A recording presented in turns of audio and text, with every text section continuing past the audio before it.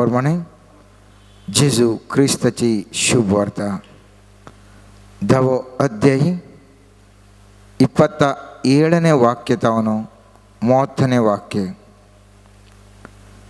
मुझे बोकरे मुजो थाळो ऐकतात, हांव तांकां वळखता आनी ते म्हज्या फाटल्यान येतात.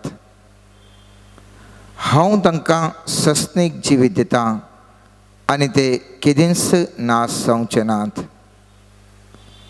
म्हज्या हातांतलें तांकां ओन काडूंक कोणा वरवीं जावचें ना. तांकां म्हजे अधीन केल्लो म्हजो बाप सक्रांप्रास व्हरतो आनी बापाच्या हातांत हांव तांकां ओन व्हरूंक कोणाचेंय जावचें ना. हांव आनी बाप एकच. देवाचें उतार हें. आज नियाळ करचो विशय जावन आसा, देव विविध रितींनी उलयता वा आमचे थंय संदेश दिता. God speaks to us in different ways. आयच्या दिसाच्या वचपान आमी पळयलें, स्वामी जेजू म्हणटा, म्हजे बोकरे म्हजो थाळो आयकतात आनी ते हांवूय तांकां वळखता आनी ते म्हज्या फाटल्यान येतात. आनी जो कोण सोम्याचो थाळो आयकता आनी जो कोण सोम्या जेजू फाटल्यान येतात तांकां सस्नीक जिवीत दिता म्हणटा स्वामी जेजू क्रिस्त, आनी ते केदींच नाश जावचे ना म्हणटा स्वामी जेजू क्रिस्त. हांवें आनी तुवें ह्या संवसारांत नाश जायनासतना रावूंक स्वामी जेजू म्हाका आनी तुका विशेश तरेचें रक्षण दिता. आनी ह्या खातीर हांव तूं बरवश्यान, ह्या बरवश्यान हांव तूं जियेता. एकच एक बरवसो, हांव नाश जावचो ना. हांव सोम्या जेजूच्या हातांत आसचो, म्हाका कोणूच म्हजे तावन ओन व्हरचे नात. कोण ओन व्हरूंक येतात? सोम्या जेजूच्या हातांत हांव, सोम्या जेजूच्या हातांत हांव ओन व्हरूंक येतात. आमकां ताजे तावन पयस कर, आमकां दगदूंक, आमकां कश्टूंक, विविध रितीचे थाळण्यो हाडून आमकां सैतान ताजे तावन पयस करूंक पळयता. आनी स्वामी जेजू म्हणटा, जर तर तुमी म्हजो थाळो आयकशात जाल्यार आनी तुमी, हांव तुमकां वळखता मात्र न्ही, तुमी म्हज्या फाटल्यान येतल्यात आनी हांव तुमकां बरें जिवीत दिता, सस्नीक जिवीत दिता. आतां सवाल, स्वामी सर्वेस्पर देव मुझे लागीं आनी तुजे लागीं कशें उलयता गे म्हणलें सवाल. What are the ways? खंयच्या पुरा रितींनी तो उलयता. आमी जाणां आदाम आनी येवे कडेन स्वामी जेजू उलयलो, सर्वेस्पर देव उलयलो. तेच प्रमाणे नोये कडेन उलोवन म्हणालो तुवें आर्क बांदिचें म्हणालो. तशेंच विविध व्यक्ती कडेन सर्वेस्पर देव उलयल्लो आसा. सांब पावलोक धमस्काच्या वाटेर येता आसतना स्वामी जेजू उलयता. कोण स्वामी म्हणटा, हांवच तो जेजू, तुवें म्हाका तो दोगदोन आसाय तसो तो म्हणटा. अशें पवित्र पुस्तकांत सबार कडेन उलोवचें हांवें आनी तुवें आयकलां, ह्या विशयांत नियाळ केला. आनी आमकांय म्हाका तुका आशा आसा, सर्वेस्परान म्हजे कडेन उलय जाय म्हणून. हांवें मागिल्लें सगळें आयकाचें, म्हाका कांय म्हणी ताणें जाप दिचें म्हणलें आशा म्हाका आनी तुका खंडीत जावन आसा. आनी ह्या आशे वरवीं हांव आनी तूं चिंता, म्हज्या आनी तुज्या ह्या भायल्या कानाक आयकूनचे बरी सर्वेस्परा देवान उलयचें, सोम्या जेजून त्या प्रमाणे उलयचें म्हणली म्हजी आनी तुजी आशा. कित्याक हांव तूं मुस्तफुटी गोंधळांत आसा, कशें मुखलें मॅट दवरचें म्हूण कळना. मुस्तफुटी आमी मागता तरी कांय आन्सर ह्या जवाब म्हाका आनी तुका मेळटाच ना. त्या देखून सर्वेस्परा देवान कशें म्हणे उलयचें म्हजे लागीं, हांवें तो थाळो आयका जाय म्हणलें एक आशा म्हज्या आनी तुज्या काळजांत खंडीत जावन आसा. जोबाच्या पुस्तकांत 33 अध्यायांत 13व्या तावन 16व्या वाक्यांत अशें सांगलां, तर तो तुज्या एकच एक उतराक जाप दिना म्हूण तूं ताजे विरोध कित्याक शीण उलयताय? तूं इतलें उलयता, हांव इतलें मागता, इतलें जेजू लागीं उलोवंक पळयता, पूण एक्की म्हजे कडेन फाटीं जाप दिना सर्वेस पूण कित्याक तूं शीण उलयताय? देव एक या दोन पोटी उलयता, पूण मनीस ताका लक्ष दिना. सर्वेस्पर देव हर एकल्या लगे उलयता पूण हांव आनी तूं ताका लक्ष दिना. मनशांचेर गाढ न्हीद येताना आपल्या हांतुळणार ताणें जेम काडतना एका स्वप्नांत रातच्या एका दर्शनांत तो मनशाचे कान उगडता. पवित्र पुस्तक म्हणटा तूं न्हिदल्या वेळारी तुज्या दर्शनाच्या वेळारी या तुजो कान उगडल्या वेळार सर्वेस्पराचो थाळो म्हाका आनी तुका आयकूंक शकता. देव उलयता पूण म्हजें आनी तुजें कान उगडा जाय मोगाचें न्हू. जर तर म्हजें आनी तुजें कान उगडना जाल्यार ओपन जायना जाल्यार ताचो थाळो म्हाका आनी तुका आयकूंक जायना.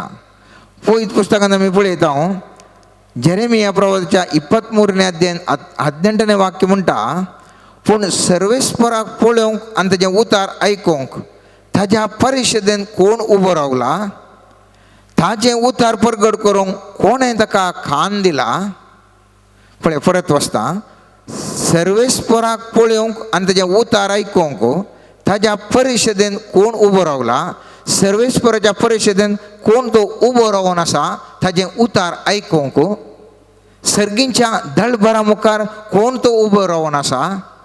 आनी मुंदर तें वाक्य म्हणटा ताजें उतार परगट करूंक कोणें ताका कान दिला. म्हाका आनी तुका कोणें तो कान दिला ताजें उतार आयकूंक आनी तें परगट करूंक. सर्वेस्पर अशें म्हणटा म्हूण सांगूंक म्हाका आनी तुवें तुका कोणें कान दिला. जर तर सर्वेस्परान कान दिना जाल्यार हांवें आनी तुवें ह्या सर्वेस्पराचो थाळो आयकूंक कश्ट मोगाचें न्हू. म्हाका आनी तुका हो थाळो आयकूंक कश्ट. इसाया प्रवादी म्हणटा सर्वेस्परान म्हज्या कानांत उगडापें केलें. इसाया प्रवादीच्या 22ನೇ अध्यायांत 14वें वाक्य म्हणटा तेन्ना दळबराच्या सर्वेस्परान हे म्हज्या कानांत उगडापें केलें. इसाया प्रवादीच्या कानांत सर्वेस्परा देवान उगडापें केलें. म्हाका आनी तुकाय कानांत उगडापें करीचें आयकचें म्हणली आशा. ह्या खातीर हांवें आनी तुवें सर्वेस्पर लागीं विनंती करीचें. सर्वेस्परा म्हजो कान तूं उगड. म्हजें कान तूं उगड सर्वेस्परा. कित्याक म्हाका तुजो थाळो आयकूंक जाय. इसाया प्रवादीच्या 50ನೇ अध्यायांत 4थ्या वाक्यांत आमी पळयता थकलेल्याक धैर्य दिवचें एक उतार सांगूंक हांवें जाणा जावच्याक सर्वेस्परा देवान म्हाका एक शिशाची जीब दिल्या. एका शिशा भशेन आपणाक चीत दिवन हर सकाळीं तो म्हजो कान जागृत करता. हर सकाळीं तो म्हजो कान जागृत करता. म्हजो आनी तुजो कान सर्वेस्पर देव हर एक दीस सकाळीं जागृत करूंक आसा. थवळ हर एक दीस ताचो थाळो हांव आनी तूं आयकूंक शकतलें हांव. जर तर हो कान म्हजो तुजो जागृत जायसो जाल्यार खंयचो कान म्हणलें सवाल म्हाका आनी तुका खंडीत उपजातलें सवाल. हांवें तुवें चिंतचें बरें मोगाचें न्हू. हे लौकीक कान मात्र न्ही. पवित्र पुस्तकांत आमी पळयता एझेकियेल प्रवादीच्या 2ऱ्या अध्यायांत 1 ते 3 वाक्य अशें म्हणटा ताणें म्हाका म्हळें मनशा पुता तुज्या पांयांचेर उबो राव आनी हांव तुजे कडेन उलयतलों. आनी तो म्हजे कडेन उलयतना आत्मो म्हजे भितर आयलो आनी ताणें म्हाका म्हज्या पांयांचेर उबो केलो आनी म्हजे कडेन उलयतलीं जीं उतरां हांवें आयकलीं. ताणें म्हळें मनशा पुता हांव तुका इस्रायलाच्या परदेशी म्हजेर उपरांतल्या एका विद्रोही राष्ट्राशी धरता. तांणी आनी तांच्या पुर्वजांनी आज पर्यंत म्हजे विरोध भंड केला. पळया सर्वेस्पर देव म्हणटा तुजे लागीं हांव उलयतां आयक म्हणटा. आनी अशें उलयत आसतनाच तो सर्वेस्पर देव उलयता आसतनाच आत्मो ह्या एझेकियेल प्रवादीच्या भितर ताज्या जिवा भितर येता. आत्मो म्हजे भितर आयलो आनी ताणें म्हाका म्हज्या पांयांचेर उबो केलो आनी म्हजे कडेन उलयतलीं जीं उतरां हांवें आयकलीं. म्हाका आनी तुका खालीच उतरां उलोवंक साध्य ना. सर्वेस्परा देवान तो आत्मो म्हजे भितर घालूंक जाय आनी तो आत्मो म्हाका आनी तुका सकत दिता. ताजी उतार आयकूंक आनी ते उतार जाणा जावंक. मुस्तुबुटी हांव तूं मनशा सैमान प्रयत्न करता आनी मनशा सैमान प्रयत्न करता आसतना म्हाका तुका उतार आयकूंक जायना. हांगासर एझेकियल प्रवादी म्हणटा खेदाळा सर्वेस्पर देव उलोवंक आशेता म्हणालो, त्या दाळा आत्मो म्हजे भितर आयलो आनी ताणें म्हाका उबो रावयलो आनी अशें हांव ताजें उतार आयकूंक शकलों. तर सर्वेस्पराचें उतार आयका जाय जाल्यार सर्वेस्पराचें आत्मो ताजे सकत म्हजे भितर आनी तुजे भितर येवंक जाय आनी थवळ हांव आनी तूं तो थाळो आयकूंक शकतले. आतां तो थाळो आयकोसो म्हळ्यार तो एकाच रितीचो थाळो न्ही. हांव तूं चिंता कशें हांव तुमचे लागीं आतां उलोवन आसा त्याच प्रमाणे तो कांय थाळो आयकता कोण ना म्हणलें चिंता म्हजे मुखार आनी तुजे मुखार मुस्तुबुटी आसूंक पुरो. पूण पवित्र पुस्तक म्हणटा देवान उलोवचें एकाच रितीर तें आसना. तें संवाद करचें. हांव तूं मुस्तुबुटीन संवाद करता. मनशां एकामेका लागीं संवाद करतात. केवळ उलोवन मात ते संवाद करतात की ह्या विविध रितींनी ते संवाद करतात. आमच्या दिसपट्ट्या जिवितांत आमी विविध रितींनी संवाद करता. आमी उलोवची ती उतरां आमचो स्वर जर तर हांवें सांगलें जाल्यार कितें म्हणच्याकी स्वर खंयच्या ट्युनार खंयच्या टोनार हांव उलोवन आसा ताजेर. त्याच प्रमाणे आमच्या तोंडाची भावना जर तर कितें मनशाक विचारच्या की कितें म्हूण दोळे वाटोवन म्हणच्या की मुस्त व्यत्यास आसा. आमच्या तोंडाची भावना मुखांतर हांव तूं एकामेका उलयता. आमचे दिश्ट दोळ्यान पळोवची रीत कुडीचें लँग्वेज ह्या बॉडी लँग्वेज म्हणटा ह्या वॉट्सअप ईमेल ह्या इतर संगतींनी आमी एकामेका मनशां उलयता. तर सर्वेस्पर देवी अशेंच विविध रितींनी म्हजे लागीं आनी तुजे लागीं उलयता. कशें म्हज्या भावनांनी हांव उलोवंक शकता. जर तर म्हाका जर तर राग आयलो हांव उलयनासतनांत म्हज्या तोंडार राग आयिल्ली भावना आयिल्ली पळोवन अनेकल्या कळटा ह्या मनशाक राग आयलो म्हणून. कांय उलयना. जर तर म्हाका एक मोग आयलो जर तर म्हज्या काळजांत त्या मोगाची दृश्टी देवाची म्हज्या दोळ्यान पळयली जाल्यार त्या वेळा तांदूच कळटा उलोवन न्ही केवळ म्हज्या दोळ्यांच्या दृश्टीन कळटा. तशेंच सर्वेस्परान देवान म्हजे कडेन आनी तुजे कडेन संभाशण करचें म्हजे कडेन तुका संदेश दिवचो तो केवळ ह्या थाळ्यांतच ह्या स्पश्ट भायल्या कानांक आयकोवच्या थाळ्यांतच जायचे म्हणून ना. तो सर्वेस्पर देव म्हजे लागीं आनी तुजे लागीं एका सरळ उतरांनी उलोवंक पुरो. व्हेरी ए सिंपल वे कशें सांगूंक पुरो. सरळ उतरांनी तो उलोवंक पुरो. एकाच शब्दान उलोवंक पुरो. Just one word. ह्या एका नक्षा रुपार ह्या पिंतुरा रुपार उलोवंक पुरो. जस्ट म्हाका तुका एक पिंतूर दिसता आनी त्या पिंतुरांत तो अर्थ म्हाका तुका सांगून आसा. ह्या म्हाका तुका विविध एका 3D पिक्चर कशें आमी पळयता म्हळ्यार 3D पिक्चर पळयतना आंगाक कंप्लीट आमी ताजे भितर इनवॉल्व जाल्या. सगळ्यांनी आमी 6 जाणां 3D पिक्चर पळयलां. खाली पिक्चर पळोवचे की 3D पिक्चर पळयतना आमची भावना आमच्या आंखांत पुराय एक जातात. तशें कंप्लीट आमकां भावनान घालून सगळें ताजे तो आमचे कडेन उलोवंक पुरो. ह्या आमचे कडेन सीधा रितीर उलोवंक पुरो. ह्या गुणान उलोवंक पुरो. सीधा अशेंत सांगूंक पुरो आनी अशेंत निर्दिश्ट म्हणून ह्या गुणावन उलोवंक पुरो. ह्या स्पश्ट रितीर एक विशय आमकां मंडन करूंक पुरो. ह्या ओपारींनी म्हजे लागीं आनी तुजे लागीं उलोवंक पुरो. विविध रितींनी तो म्हजे आनी तुजे लागीं उलयता. थोड्यो रिती हांव तो नियाळता. थोड्यो रिती ताका उलोवच्याक सर्वेस्परा देवाक उलोवच्याक खंयच्याय रितीर ताणें उलयत. तरी पूण आयच्या दिसा हांव तो थोड्यो रिती हांव तो नियाळतले. हांव पयलें चिंता जावन आसा ताज्या उलोवण्या मुखान डायरेक्ट हांव तूं कशें उलोवन आसा त्या प्रमाणे सर्वेस्पर देव आमकां आमच्या कानाक आयकोवचे बरी उलयता. आमी पळयता जळत्या बोल्या लागीं येता आसतना मोयजे कडेन थंयसर उलयता. पळय पांयाचें वणो काड हो जागो पवित्र म्हणून सर्वेस्पर देव थंयसर तें उलोवचें आमी आयकता थंयसर मोयजे कडेन. तशेंच विविध उल्लेख आमी कित्याक म्हळ्यार एक कॉमन जायतितले पुटी बायबलांत आमी वाचलां. सर्वेस्पर देव उलयता. म्हजे कडेन मुस्तू कडेन पुटी उलयला. मुस्तू कडेन इतर कडेन उल्लेख आसा. नेरा सर्वेस्पर देव उलयता. अनेक रीत आसा उलोवचेच रीत, तरी पूण तो उलयत आसतना कांय एक व्हडलो थाळ्यार व्हडल्या स्वरुपार उलयना. हांवें तुवें चिंतचें कशें म्हळ्यार व्हडल्या स्वरुपार उलयचें म्हूण तूं उलयता भोव एका ल्हानशा ताळ्यार, एकदम ल्हानशा ताळ्यार. हांवें तुवें चिंतचें उलयचें म्हळ्यार बारीक व्हडले आवाज करना, व्हडलें खालेंगे खुणा जावन म्हणलें आसूंक पुरो. थोडे फावटी हांवें तुवें चिंतचें बरें ना. हाका एक उत्तम निदर्शन जावन आसा रायांच्या पयल्या पुस्तकांत आमी पळयता 19वें अध्यायांत 9व्या वाक्यांत आमी पळयता. रास सरचे खातीर तो थंय एका भुंयारांत भितर सरलो. तेन्ना सर्वेस्पराचें उतार ताका आयकोंक मेळ्ळें, एलिया तूं हांगा कित्याक आसाय? ताणें जाप दिली, हांव सर्वेस्परा धडभरांच्या देवा पासत उर्बेन भरलां, पूण इस्रायलांनी तुजो सल्लो सांडला, तुज्यो वेदी मोडल्यात आनी तुज्या प्रवाद्यांक तलवारांनी जिवेशी मारल्यात. पूण हांव एकलो मात उरलां आनी तो म्हजो जीव काडूंक सोदतात. सर्वेस्परान ताका म्हळें, भायर सर आनी सर्वेस्परा मुखार दोंगरार उबो राव. उपरांत सर्वेस्पर त्या वाटेन उतरून गेलो. सर्वेस्परा मुखल्यान एक व्हड बळिश्ट जड वारें मारलें.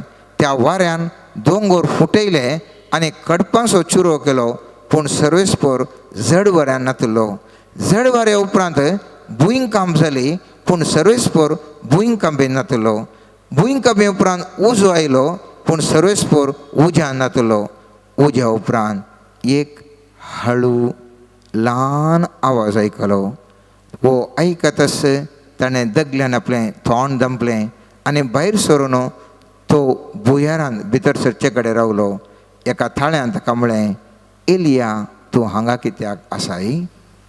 पळया मोगाचे न्हू, सर्वेस्पर देव त्या भयंकर वाऱ्यांत आसा कोण ना म्हूण एलियान चिंतलें, पूण थंयसर त्या व्हडल्या वाऱ्यान नातलो. व्हडल्यो व्हडल्यो भुंयकांपी जाली, कांय हाळ्यो भयंकर सर्वेस्पर देव आयलो कोण ना म्हूण चिंतलें.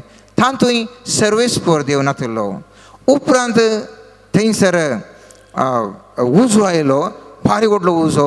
उज्यान कांय सर्वेस्पर देव आसा म्हूण चिंतलें, तातूंय ना. उपरांत एक हळू उज्या उपरांत एक हळू ल्हान आवाज आयकलो. ल्हान आवाज आयकलो. सर्वेस्पर देव म्हजे लागीं आनी तुजे लागीं एका ल्हानशा आवाजार उलोवंक शकता, मस्त ल्हानशा आवाजार उलोवंक शकता. आनी तो थाळो म्हाका आनी तुका आयकासय. हांवें तुवें मस्तपटी एक्सपेक्ट करचें जावन आसा स्पश्ट व्हडल्या थाळान आयकासय. खालेंगी व्हडलें व्हडलें जातलें आनी त्या थाळा सर्वेस्पर देव येता म्हणून ना. तूं एका ल्हानशा थाळ्यांत उलोवंक पुरो. दुसरें एक थाळो आयकोंचें म्हणून सांगलें. दुसरें, आमचे भितर इंटरनल इन्स्पायरेशन म्हणटा, आमचे भितर आमकां एक भोगाप येता आनी सर्वेस्पर देव आमचे भितर असो आत्मो आमकां तो उलोवंक प्रेरण करता. अशें जावन आसा, तशें जावन आसा, प्रेरण जाता. आमी पळयता एक उत्तम उदाहरण दानियल प्रवादाच्या 10व्या अध्यायांत आमी पळयता.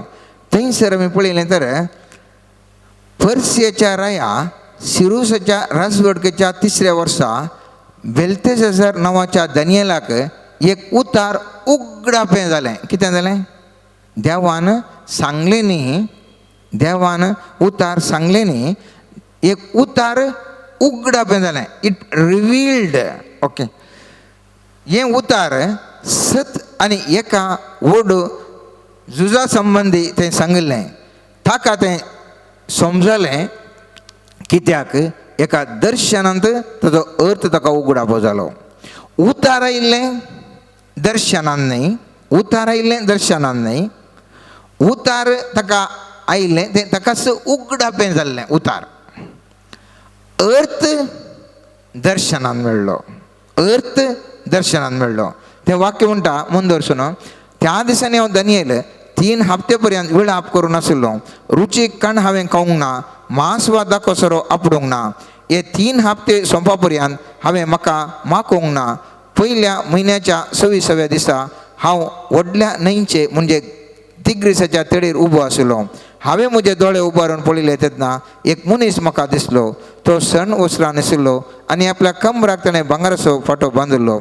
ताजे कूड स्वर्णमया परी आशिल्ली, ताजे मुखामळ झगडवण्या परी परजळटलें, ताजे दोळे झळत्या सुडी बरी आशिल्ले, ताजे हात आनी पाय घासलेल्या पितुळा भशेन तळतळतले आनी ताचो थाळो लोकांच्या जमाच्या बोपाटे बरी आयकतलो. हांवें दानियेलान एकल्यान मात्रें दर्शन देखलें. म्हजे सवे आशिल्ल्या लोकांक तें दर्शन देखूंक ना.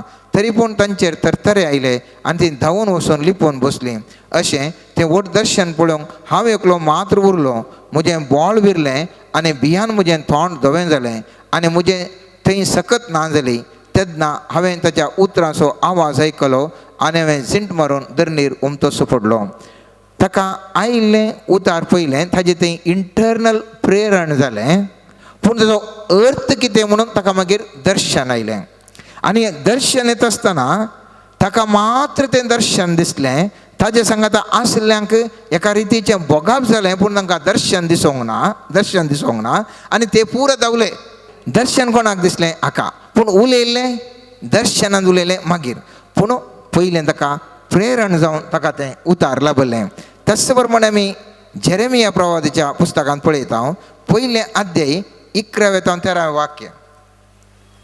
सर्वेस्पराचें उतार म्हाका पावलें आनी विचारूंक लागलें, जेरेमिया तूं कितें पळयताय? हांवें जाप दिली, हांव एक बादामाचो रूख पळयतां. पळय हांगासर तो अशें तो पळोवन आसा येता, सडन्न म्हणटा तूं कितें पळोवन आसा येता. भितर ताका बगता, तूं कितें पळोवन आसाय? बादामाचो रूख पळोवन आसा. तेन्ना सर्वेस्परान म्हळें, तुवें सारकें पळयलें, कित्याक म्हजें उतार पूर्ण करचे खातीर हांव तसो फारो करतां. दुसरे वटेन सर्वेस्पराचें उतार म्हाका पावलें आनी विचारूंक लागलें, तूं कितें पळयताय? हांवें जाप दिली, हांव खतखत्तलें एक आयदन पळयतां, ताचो खांट उत्तरेतावन भगवून आसा. तेन्ना सर्वेस्परान म्हळें, पळया हांगासर तो जनरली तो पळोवन आसा, खाली सोलोवन आसा. भितर ताका एक प्रेरण भोगता. कालें पळयताय? बादामाचो रूख. तूं कालें पळयताय? खतखतें उदकाची खांट. थंयसर तो पळयता. सर्वेस्पर देव म्हजे आनी तुजे भितर एक थाळो उपजोवंक साध्य आसा. भायर तावन येवचो थाळो न्ही तो, पूण भितर तावनूच म्हाका आनी तुका आयकुचो तो थाळो. आनी एक रूप जावन आसा सर्वेस्परान देवान उलोवचें दर्शना मुखांतर. पयत पुस्तकांत जाय तितले उल्लेख आसात. उदाहरणाक सांगचें जाल्यार इसाया प्रवादीच्या 6व्या अध्यायान पयलें वाक्य म्हणटा, उज्जियारायाच्या मरणाच्या वर्सा हांवें सर्वेस्पराक एक उंच सिंहासनार बसुल्लो पळयलो. ताच्या नेसनाच्या सोग्यान मंदीर भरलेलें. तो दर्शन देखता. इसाया प्रवादी दर्शन देखता. सर्वेस्पर एका उंच सिंहासनार बसून आसचें दर्शन देखता. त्याच प्रमाणे मिका प्रवादीच्या 1व्या अध्यायान 1व्या वाक्यान आमी पळयता, जुदाचे राय जोताम, आहाज आनी एझेकिया हांच्या काळार सर्वेस्पराचें उतार मोरेशताच्या मिकाक पावलें. समारिया आनी जेरुसलेमा विशीं ताणें देखिल्ल्या दर्शनांत ताका तें आयकूंक मेळ्ळें. पळया थंयसर मिकाई दर्शन देखता. दर्शना मुखांतर ताका सर्वेस्पर देव ताजे लागीं संभाशण करता. एझेकियेल प्रवादीच्या 1व्या अध्यायांत 1 ते 4 वाक्य म्हणटा, 30व्या वर्सा 4थ्या म्हयन्याच्या 5व्या दिसा हांव खेबर न्हंयच्या देगेर निर्वासिता मदें आशिल्लो. तेन्ना मोळा बुकतें जालें आनी हांवें देवाचें एक दर्शन देखलें. म्हयन्याच्या 5व्या दिसा जेहोयाकीन रायाच्या निर्वासनाच्या 5वें वर्स तें कालदियारांच्या देशांत खेबर न्हंयच्या देगेर बुजीच्या पुता एझेकियेलाक सर्वेस्पराचें उतार पावलें. थंय सर्वेस्पराचो हात ताजेर आयलो. हांवें देखलें उत्तरेतावन एक वादळ सुटलें. परजळीत उजवाडान वेडो घाल्ल्या जगजगणीत उज्या सवें एक व्हड कूप आयलें. उज्या मदें जळजळीत भांगर परजळतलें. हांगासर पळया, ह्या व्यक्तीक केवल थंयसर एक दर्शन मात्र देखता. त्याच प्रमाणे दानियेली दर्शन देखता. थंयसर तो 8व्या अध्यायान आमी पळयता, मेंढराचें आनी बोकड्यांचें तो एक दर्शन देखता. बेल्तजार रायाच्या रजवडकेच्या 3ऱ्या वर्सा हांवें दानियेलान एक दर्शन देखलें आनी तें हांवें पयलें देखलेल्या दर्शना परी आशिल्लें. हांवें देखलें त्या दर्शनांत हांव एलाम प्रांताच्या राजधानी सुसान उलय न्हंयच्या तडीर आशिल्लो. हांवें दोळे उबारून पळयलें आनी न्हंयचे तडीर उबो आसलो एक मेंढरो म्हाका दिसलो. ताका 2 शिंगां आशिल्लीं, दोनूय शिंगां लांब आशिल्लीं, पूण एक शिंग आनेका शिंगां परस लांब आशिल्लें आनी चड लांब शिंग ताजे परस मोटव्या शिंगा उपरांत आयिल्लें. मेंढरो अस्तमेच्या वाटेन, उत्तरेच्या वाटेन आनी दक्षिणेच्या वाटेन हांणतलो तें हांवें पळयलें. आनी खंयच्याच मनजातीन ताज्या मुखार रावोंक जालें ना आनी ताज्या पदवेंतलो आपणाक वांटोवंक कोणाकच सकलो ना आनी आपणाक जाय तें तो करतलो आनी बळिश्ट तो जालो. अशें मोगाचें न्हू विविध उल्लेख आमकां मेळटात. सर्वेस्पर देव दर्शनांत म्हजे लागीं आनी तुजे लागीं उलोवंक साध्य आसा. हांव तूं जागींत आसा, न्हिदेन जाल्यार सोंपण पडटा, पूण जागी आसा, पूण बशिल्ल्या कडेच या जागे आशिल्ल्या कडेन खंयसर आमी आसा थंयसर आमकां एकल्याकाचें दर्शन मेळटा. आनी दर्शनांत कितें एक दिसता पिक्चरा मुखार आमी पळयता. आतां पुरो भुरग्यांक स्मार्ट क्लास म्हणटा, पयलें पुरो लेक्चर पुरो आशिल्लो, आतां स्मार्ट क्लासीन पुरो तांकां दाखयतात. दाखयल्यार मोतीक वेग्गी चड अर्ज जावचें, दाखयल्या फुडलें चड अर्ज जावचें. सर्वेस्पर देवी दर्शना मुखांतर म्हजे लागीं आनी तुका जे लागीं उलोवंक शकता. आनी हें जावन आसा आनी एक रीत. चवथी रीत जावन आसा प्रकृती मुखान, बाय नेचर. देवान रचलेल्या ह्या प्रकृती मुखांतर म्हजे लागीं आनी तुजे लागीं सर्वेस्पर देव उलयता. आमी पळयता किर्तन पुस्तकांत 19 अध्यायान पयल्या आनी दुसऱ्या वाक्यान आकाश देवाची महिमा वर्णयता, अंतळ ताज्या हातांची कृत्यां वरगडटा. एक दीस दुसऱ्या दिसाक एक गजाल सांगता, एक रात दुसऱ्या रातीक एक खबर कळयता. पळया आकाश म्हणटा देवाची महिमा वर्णयता. देव पळय म्हजे लागीं उलयता, पळय म्हजी महिमा कितें उरती, पळय हो आकाश हांवें सृश्टी केल्या. पळया त्या हाचे भितर धर्नीबंदा भांगार खंय तावन आयलें, वज्रांचे मोतयां खंयसर आयलीं. सर्वेस्परा देवान ती रचल्या करीत. सायन्स म्हणटा तें डायमंड जाय जाल्यार कितलींशीं हजार वर्सां वचाचें कोल बदलावन जाय जाल्यार, पूण थंयसर कशें आयलें तें. वो दर्याक गड कशें सर्वेस्परा देवान घाली. त्यो मुयो समेत पळया, मुयो जाल्यार ते खाण रास करतात. तांचे तें परिश्रम वरवीं कशें तांणी एक तांचे तें परिश्रमा वरवीं कितें करियेत म्हणलें म्हाका तुका सर्वेस्पर देव दाखोवन दिता. तांची जाणवाय दाखोवन दिता. हर एक गडीत ह्या संवसाराचें हर एक गडीत म्हाका तुका सर्वेस्पर देव त्या गडिता मुखांत उलयता. हांव तो पळोवन आसतना जर तर आमचें काळीज एकदम परिशुद्ध आसा, त्या एका ल्हानशा संगती स्वाभावीक त्यो संगती जावंक पुरो थंयसर तो सर्वेस्पर देव म्हजे लागीं तुजे लागीं उलयता. आनी त्या देखून पवित्र पुस्तक म्हणटा रोमाकारांक बरयल्ल्या पत्रांत 1 अध्यायान 20व्या वाक्यांत संवसार रचलेल्या लागायत देवाचे अदृश्य गुण म्हणजे ताजी सस्नीक पदवी आनी देवपण ताणें रचलेल्या वस्तूंनी मनशाच्या गिन्यानाच्या दोळ्यांक दिश्टीक पडटात. तशें जाल्ल्यान कसलेंच नीव तांकां दिवंक आसपाद ना. मुस्तू संगती म्हज्या आनी तुज्या गिन्यानाक दिसतात, पूण आमी सांगता म्हाका सर्वेस्पर देव उलयना, म्हजे लागीं आयकना, म्हाका कांयच कळना म्हणून. पूण पवित्र पुस्तक सांगता ताणें रचलेल्या वस्तूंनी मनशाच्या गिन्यानाक दिश्टीक पडटा, पिंतूर दिश्टीक पडटा, वस्तू दिश्टीक पडटात. आनी त्यो म्हजे लागीं तुजे लागीं सर्वेस्पर देव तांच्या मुखांत उलयता. पूण म्हजें आनी तुजें गिन्यान समान नातिल्ल्या वरवीं, म्हजें आनी तुज्या ज्ञान तें ज्ञान नातिल्ल्या वरवीं ताचो अर्थ हांव तुका कळोवंक शकना. जर तर सर्वेस्परान दिल्लें ज्ञान म्हणजे तें तुजें तें आसा जाल्यार, गिफ्ट ऑफ विजडम आसा जाल्यार हर एका संगती फाटल्यान सर्वेस्पर देव कशें उलयता म्हणलें हांव तूं सांगूंक शकता. थोडे फावटी प्रकृती पळोवन आसता, प्रवादी आनी प्रकृती पळोवन आसतात, देव थंयसर एक सवाल घालता. देव फक्त ते पळोवन आसा, देव सवाल घालून उलयता. उदाहरणाक जेरेमिया प्रवक्त्या 1 अध्यायात आमी पळयता, उडून वाचिल्ल्यान 11व्या वाक्यान अशें म्हणटा, सर्वेस्पराचे उतार म्हाका पावले आनी विचारूंक लागलें, जेरेमिया तूं कितें पळयताय? हांवें जाप दिली, हांव एक बादाम असो रूख पळयता. पळय तो रूख पळोवनूच आसलो. सर्वेस्पर देव विचारता कितें पळयताय म्हळ्यार स्वाभावीक तरान थंयसर ऑलरेडी आसा सर्वेस्पराचे कितें बाय नेचर आसा, पूण एक उतार ताका येता कितें पळयताय. बादम असो रोग पळयता आनी सर्वेस्पर देव आन्सर करता. सर्वेस्पर देव म्हणटा आतां आमी वाचयलें थंयसर तुवें सारकें पळयलें कित्याक म्हजे उतार पूर्ण करचे खातीर हांव तुजो पारो करता. ह्या आमकां थंयसर नॅचरली हांव तूं पळोवन आसतना तातूं उडयला 13 वाक्यान आमी उडयलें वाचलें. खतखतलें आयदान तो पळयता. खतखतलें कितें पळयताय हांव खतखतचें आयदान पळयता. सर्वेस्पर देव उलयता आळे खतखतलें आयदान न्हय आळे अशें जाता अशें जाता.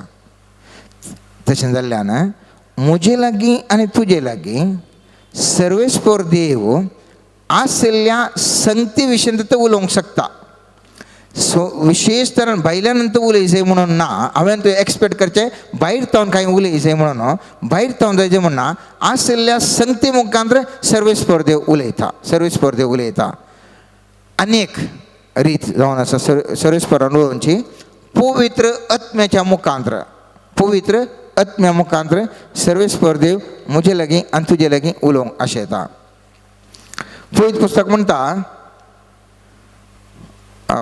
सांजोच्या 16व्या अध्यायांत 8व्या वाक्यान पवित्र आत्म्याचें काम म्हणून म्हणटा तो येतच पातका विशयन नीती विशयन आनी नीती फैसले विशयन संवसाराक गुन्यांव करतलो. कशें करचें गुन्यांव करचें जाल्यार ताणें उलयचें न्ही गे ताणें सांगचें न्ही गे आनी त्या पवित्र आत्म्या मुखांतर सांगता आनी त्या मुखांतर म्हाका तुका तो म्हजे लागीं आनी तुजे लागीं उलयता. पवित्र पुस्तकांत आमी पळयता सांजोच्या 14व्या अध्यायान 26व्या वाक्यांत पूण म्हजे नवी बापूस तुमकां एक मजतदार पटयतलो. तो पवित्र आत्मो तुमकां सगळें शिकयतलो आनी हांवें तुमकां सांगलां तें सगळें तुमच्या उगडासा काडटलो. तो पवित्र आत्मो शिकयता म्हळ्यार कशें पवित्र आत्मो संवाद करता. पवित्र आत्मो उलयता आनी ह्या मुखांतर म्हजे लागीं आनी तुजे लागीं सर्वेस्पर देव उलयता. सर्वेस्पर देव म्हजे लागीं आनी तुजे लागीं त्या पवित्र आत्म्याच्या मुखांतर उलयता. आनी एक रीत उलोवची जावन आसा सर्वेस्परा देवान पवित्र पुस्तकाच्या उतरां मुखांतर by the word of God ह्या वांजेलाच्या उतरां मुखांतर.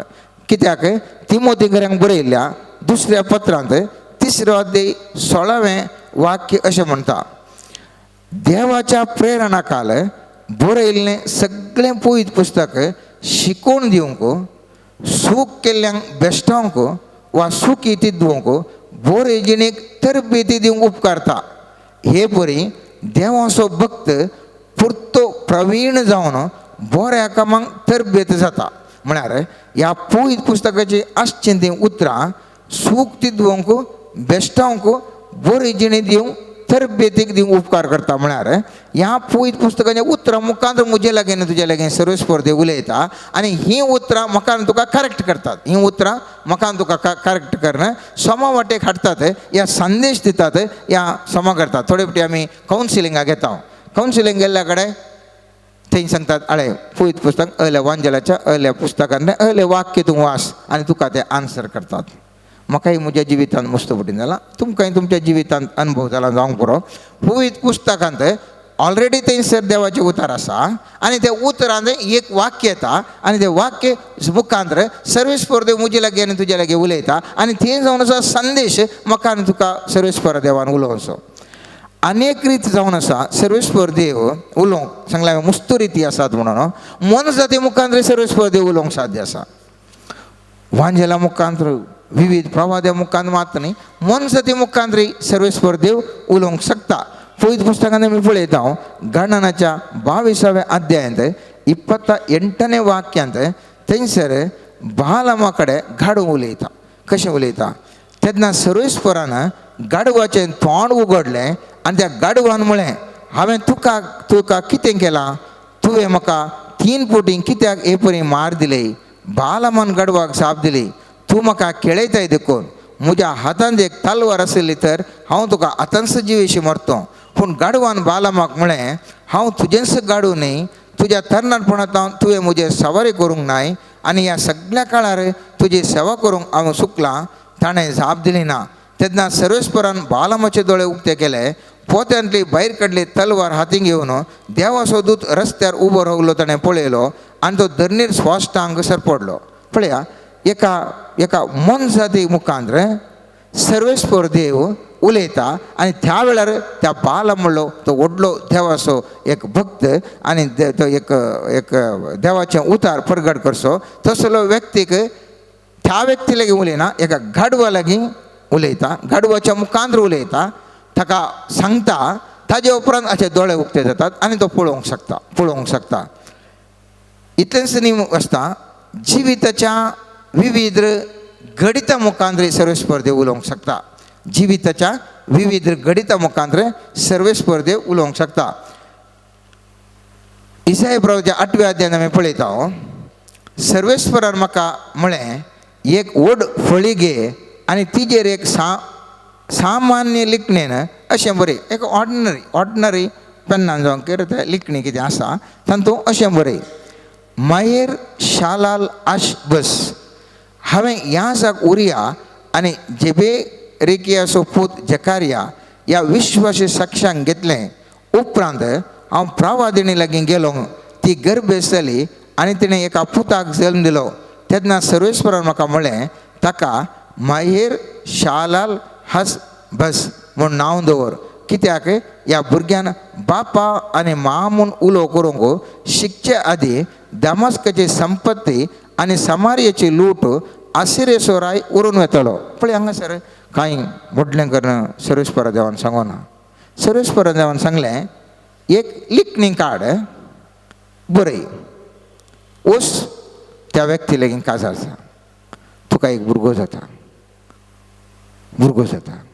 ताजे उपरांत त्या प्रवादी कडच्यान गेलो थंय ताका भुरगो जालो आनी उपरांत कितें म्हणटा ताका सर्वेस्परान ताका म्हळें ताका तेंच नांव दवर कितें ताका लिखणें रायलें तें नांव दवरूंक सांगलें आनी ताजे उपरांत म्हणालो नांव दवरल्या उपरांत कित्याक ह्या भुरग्यान बापा आनी मा म्हूण उलो करूंक शिकचे आदींच दमास्काची संपत्ती आनी समार्याची लूट आसिरेश्वराय उरून वेतलो पळय कशें उलयता सांगीत आसलें ताका दृश्य मुखान सांगीत आसलें दर्शना मुखान सांगीत आसलें अशें मुखार इतल्या वर्सां अलेल्या वर्सां अशें घडीत घडटा म्हणून ह्या ताका स्वप्नांत येवन सांगीत आसलें ह्या ताका कानान आयकोन जे बरें उलोवन सांगीत आसलें पूण तशें सांगूं ना एवटी उलोवची देवाची रितीच दुसरी देवान सांगलें लिखणी काड बरय जालें बरयलें बरोवन दोगा साक्षीक गेलो थंयसर प्रवादी कडेन गेलो थंयसर ती उपरांत गर्भेस जाता भुरग्याक जाता आनी ताका नांव दवरतना अशें नांव दवर म्हणटा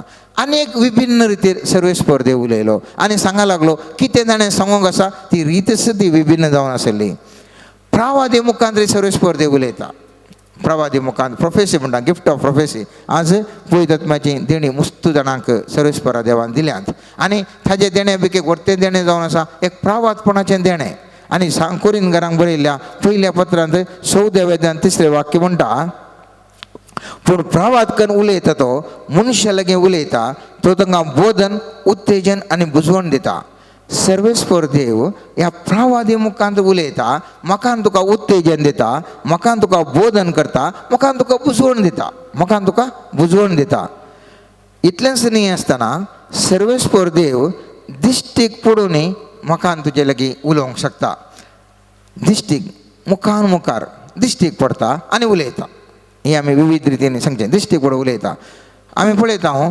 साल्माक दिश्टीक पडले ती घडीत इतिहासाच्या 2ऱ्या पुस्तकांत 1ल्या अध्यायान 7वें वाक्य म्हणटा ते राती देव साल्माक दिश्टीक पडलो आनी ताणें ताका म्हळें हांवें तुका कितें दिवंक जाय तें माग साल्माक तो एक ल्हानसो भुरगो जावन आसलो ताका तो दिश्टीक पडटा आनी खुद्द दिश्टीक पडून ताजे लागीं उलयता कितें जाय सांग म्हणून आनी ही जावन आसा ताजी आनी एक रीत मागीर एक रीत जावन आसा ओपारींनी सर्वेस्पर देवान उलोवचें आमी पळयता गणनाच्या 12व्या अध्यायांत 8व्या वाक्यान अशें बरयलां ताजे कडेन हांव उलयतां मुखामुखी कशें आतां आमी सांगलें थंयसर त्या साल्मांक उलयलो त्याच प्रमाणे मुखामुखी उलोवंक शकता ताजे कडेन हांव उलयतां मुखामुखी आसा तशें न्ही ओपाऱ्यांनी आनी सर्वेस्पराचें रूप तो देखता मुखार उलोवंक जावंक पुरो ह्या ओपारींनी उलोवंक पुरो सोम्या जेजू क्रिस्तान मुस्तपुटी ओपारी वापरल्यो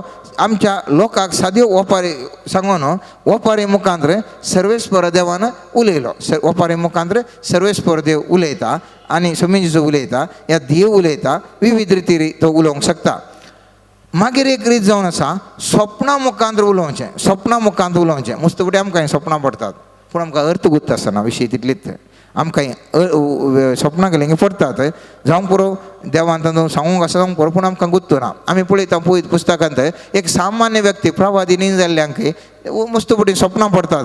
कशें त्या इजिप्ताच्या रायाक सोपण पडिल्लें थंयसर ताका नेबुकदनेसराक सॉरी हाका इजिप्ताच्या रायाक सोपण पडल्या वेळार 7 पयले नील न्हंयेंत तो थडीर आसतना थंयसर 7 फुटफुटीत गायो येतात.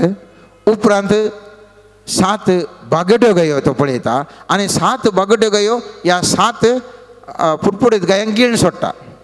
एक सोपण मात्र पूण तें सोपण कितें म्हूण जाणा तेजें म्हळ्यार रायालें हट्ट आसलें आनी वो राय तें जाणा जावच्या खातीर सगळ्यांक आपोवन आख्रेक झुजे तें सोपण सोडयता. आमी जाणाव तें झुजे तो सोपणचो अर्थ सांगता आनी 7 वर्सां बरें अभिवृद्धी जातालें. उपरांत 7 वर्सां दुकोळ येतालो आनी हो दुकोळ आशिल्लें कितें अभिवृद्धी जाल्यार पुरा खावन गिळून उडयतालो. त्या देखून आमी तयार रावचें म्हणून. त्याच प्रमाणे दानियेलाच्या पुस्तकांत आमी पळयता नेबुकदनेसराक तवळ तवळ स्वप्नां पडटात. ताणें ते स्वप्नाचो अर्थ दानियेलान सांगलो आनी त्या देखून ताका वर्त्या म्हत्वाचो जागो दिल्लो. त्या देखून स्वप्नां मुखांतरी देव उलयता. स्वप्नां मुखांतरी देव उलयता. थंयसर दानियल नातुल्लो जाल्यार त्या स्वप्नाक अर्थच आसतो ना. त्या इजिप्त रायाक थंयसर झुजे नातुल्लो जाल्यार देवान झुजे मुखांत दाखोवन नातलें जाल्यार त्या स्वप्नाक कांय अर्थच आसतो ना. म्हज्यान तुज्या स्वप्नांक अर्थ आसूंक पुरो पूण आमकां तुका सांगचें कोणी नात. ते इंटरप्रिट करना सांगचें आमकां कोणी आसल्यार आमकां त्या मुखांत सर्वेस्पर देव उलोवंक पुरो. देखून सांगचें सर्वेस्पर देव उलयना म्हूण हांवें तुवें चिंतचें. हांवें काल्याक सांगता आज आमी नियाळ करचो विशय मस्तुपटी हांवें तुवें मागता पूण आमकां कोणी उलयना आमकां कांय हें कळटेच ना म्हणटा. सर्वेस्पर देव उलयता पूण आमकां तें कळीच जायना. आमकां तें कळीच जायना. जावंक पुरो एका पिंतुरा रुपार येता पूण तें पिंतूर कितें म्हूण म्हाका तुका कळीच जायना. जावंक पुरो स्वप्नांत येता या जावंक पुरो अंतस्करणाचो थाळ मुखांत येता जावंक पुरो पवित्रत्व अनेक रितीर सांगता म्हाका तुका कळटेच ना. त्या देखून हांव तूं सफर जावन आसा. त्या देखून हांव तूं कश्ट येता खंयसर कालें करचें म्हूण आमकां अर्थ जातेच ना. पवित्र पुस्तकांत आमी पळयता केवल देवाचो थाळो आयकल्यार मात पावना. म्हळ्यार विविध रितीर हांवें सांगलें आतां मस्त रिती सांगल्यो. थाळो आयकल्यार पावना त्या प्रमाणे करूंक जाय. त्या देखून जाकोबाच्या पत्रांत पयल्या अध्यायान 22 वाक्यांत थंयसर पळयलें देवाचें उतार तुमी आयकल्यार मात्र पावना. त्या उतरा प्रमाणे तुमी करी जाय नांतर तुमकांच तुमी फटयतात. हेंच म्हज्यान तुज्या जिवितांत जावचें. हांव आनी तूं मस्तुपटी फटोवन पडटा. मस्तुपटी फटोवन पडटा. कित्याक म्हळ्यार देवाचें उतार आयकल्यार एकच आमकां आयकना आयकल्यार तें पाळिना पाळिनातल्या वरी फटोवन पडटा. या येता आमकां अर्थ जायना त्या देखून आमी फटोवन पडटा. कशें करी जाय पळयात. हांवें तें निजय की म्हाका हें नियाळ करता आसतना म्हाका बगलें निजय की आमी त्या मट्टाक आसा वंगी. म्हाका तुका देवान उलयचें म्हणली आशा आसा.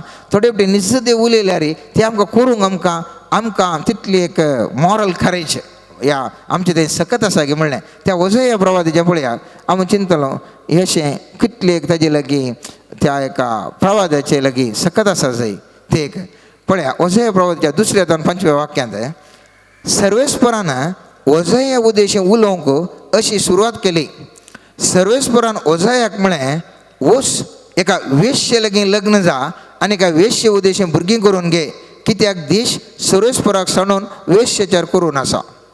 जर तर आमकां कोणाक अशें एक उतार आयलें जाल्यार आमी वेश्ये कडेन वचूंक तयार आसा. शी हें कालेंगी रॉंग आयला बा शी हें कशें जावचें म्हणटाले आमी. पूण हांगासर आसा तो ओझेया सर्वेस्परा कडेन ताका इतलो संबंध आसलो गे. तो सर्वेस्पर जे उतार तो आयकता मात्र न्ही तो पाळटा. आनी नेक्स्ट वाक्य म्हणटा तो गेलो म्हळ्यार ओझेया गेलो आनी दिमलियाच्या दुवे गोमेरा लागीं लग्न जालो. ती गर्भ जाली आनी एका चरक्या भुरग्याक तिणें जल्म दिलो.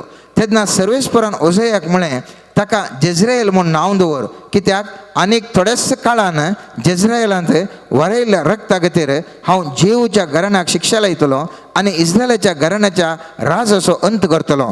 त्या दिसा हांव जेज्रेयलाच्या फलक्यांत इस्रायलाचें दोनूं मोडून उडयतलो. पळया ताका शब्द आयकाचे मात्र न्ही आयकूंक प्रयत्न करी मात्र न्ही तो आयकल्या उपरांत तो पाळोवंक करी जाय. सर्वेस्पर देव त्या आमचे लागीं चड उलयता. हांगासर त्या ताणें आयकलें मात्र न्ही एका वेश्ये लागीं लग्न जा म्हणलें.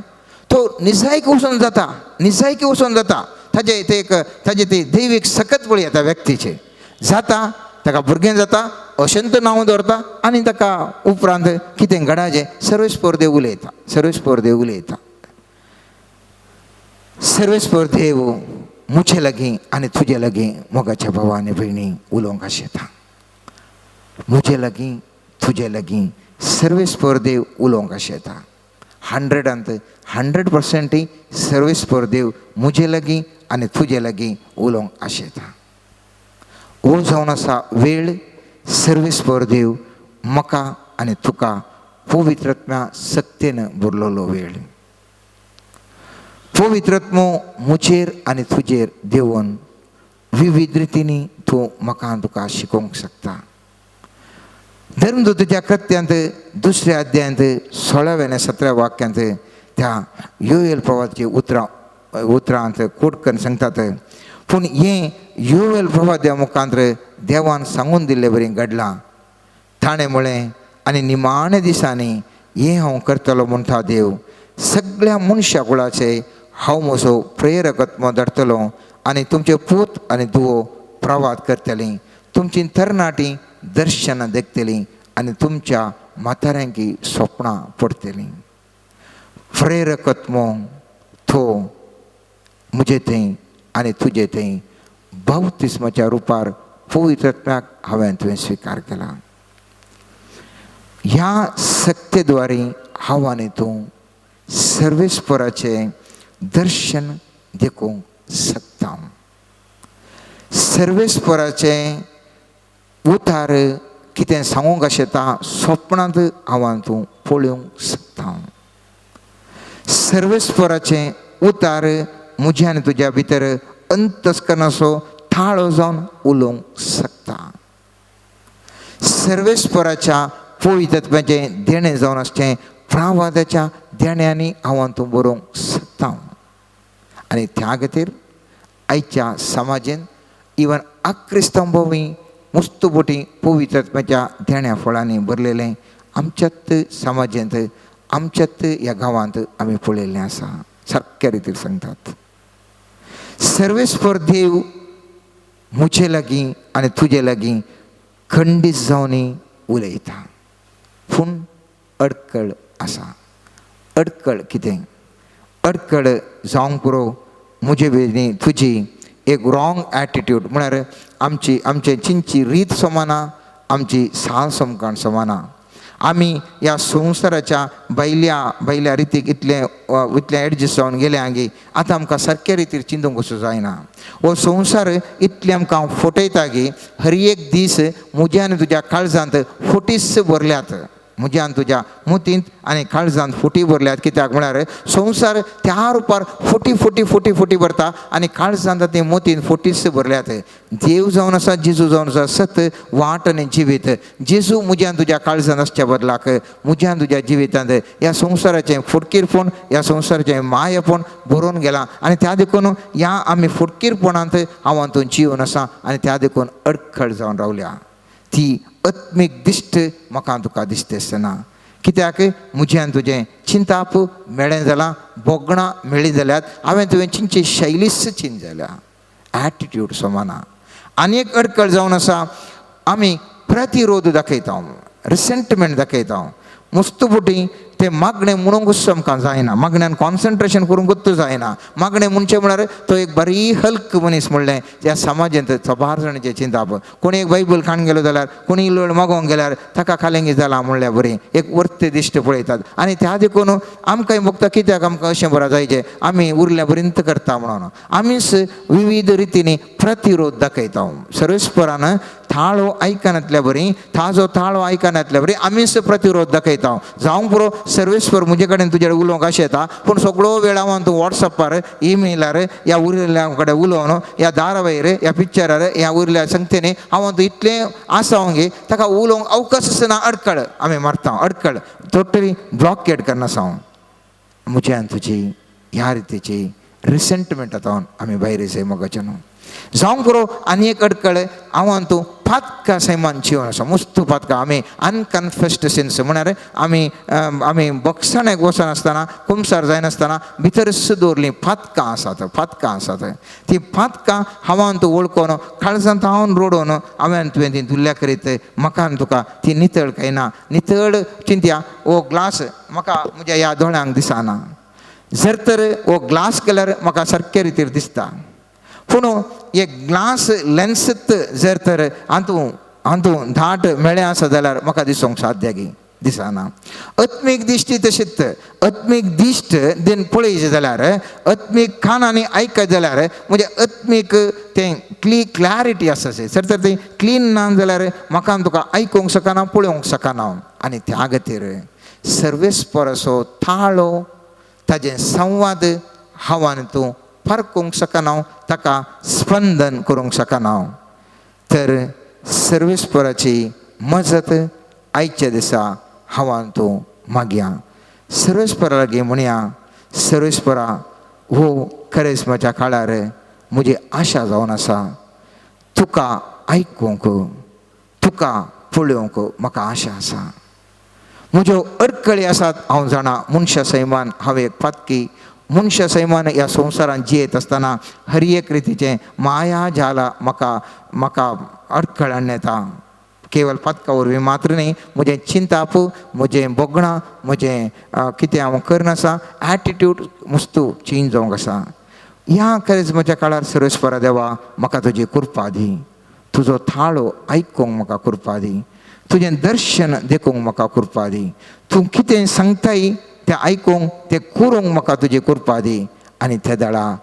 आमी आज बसयल्लें तें वासाप थंय जावन आसा म्हजे बोकरे सुमी जेजू म्हणटा म्हजे बोकरे म्हजो ताळो आयकतात हांव तांकां वळखता आनी ते म्हज्या फाटल्यान येतात हांव तांकां सस्नीक जिवीत दितां आनी ते केदींच नास जावचें नात म्हज्या हातांतलें तांकां ओन काडूंक कोणा वरवीं जावचें ना तांकां म्हजे हातीन केल्लो म्हजो बाप सगळा प्रास उरतो आनी बापाच्या हातांत हांव तांकां ओन व्हरूंक कोणाच्यानच जावचो ना हांव आनी बाप एकच आमीन